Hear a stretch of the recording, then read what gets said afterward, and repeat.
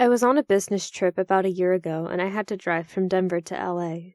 It was a long drive, and I was growing tired of the road, so I stopped at a Holiday Inn hotel that was nearby. I walked up to the desk and rung the bell. Just seconds later, a man came out from the back room. "Hello, ma'am. My name is John Shelby," the man said. "How can I assist you?" "I'm looking for a room," I replied.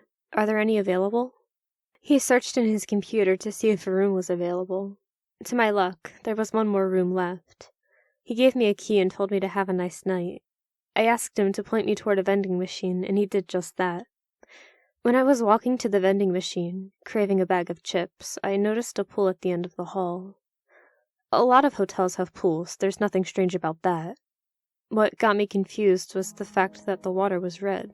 I purchased my bag of chips and went to the front desk where the man was still present. "What's up with that pool back there?" I asked him. "What do you mean, ma'am?" he said, a confused look grown upon his face.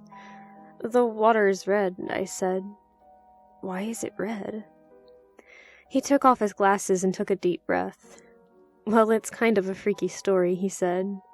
"Years ago, a woman was found brutally murdered in that pool, and the water was contaminated with her blood." Are you telling me her blood is still in there?" No, of course not," he said.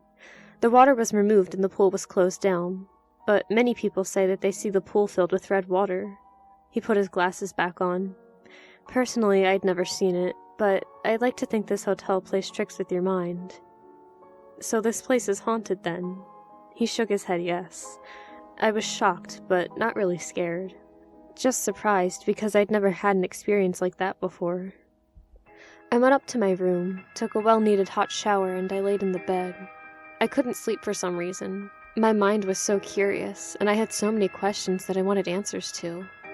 I got out of bed, put a shirt on, and I walked out into the hall. I walked down the hall and headed toward the pool. It was quiet out in the halls. I guess nobody else was having trouble sleeping. I was laughing at myself when I realized I was in my underwear, so it was a good thing that nobody else was in the halls at the time. I did believe I saw a woman cross from one room to the other. I didn't think anything of it at the time, I just figured it was another guest. When I reached from the floor of the pool, I was able to see the blood-red water even from way down the hall. I passed the front desk, nobody was there. I then passed the vending machine, and I stopped directly in front of the door that would lead to the pool. I tried the door, but it was locked. I don't think I would have gone in, even if it wasn't. I looked through the large window that showed the blood-contaminated pool. It looked as if the pool had been closed for a long time. I looked behind me, down the hall to the elevator. I was imagining that scene from The Shining, where the stream of blood came shooting out of the elevator. I had a feeling that something like that would happen, but it didn't. Instead, I saw a woman standing at the edge of the pool, and looking as if she was about ready to jump in. She was completely nude, not a single piece of clothing on her body.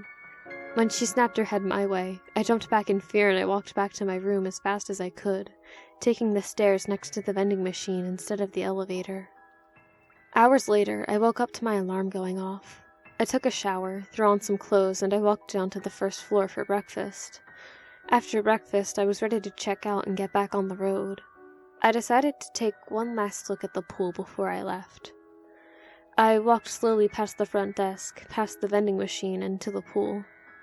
I was still freaked out by what happened last night as I looked through the window. I was surprised to see that the pool was empty. There was no red water and there was no woman. I walked back to the front desk where a woman was working. "Is John Shelby available?" I asked. She gave me a confused look. "Excuse me?" she said. "John Shelby," I repeated. "He was working here last night." "John Shelby died back in 1982, she said. "He killed himself after murdering some woman. Right there in that pool." She laughed. "Is that a joke, ma'am?" "Yeah," I said, forcing out a laugh. "It was just a joke." I returned my key and I left the building. I got back on the road, never forgetting about what happened that night in that hotel.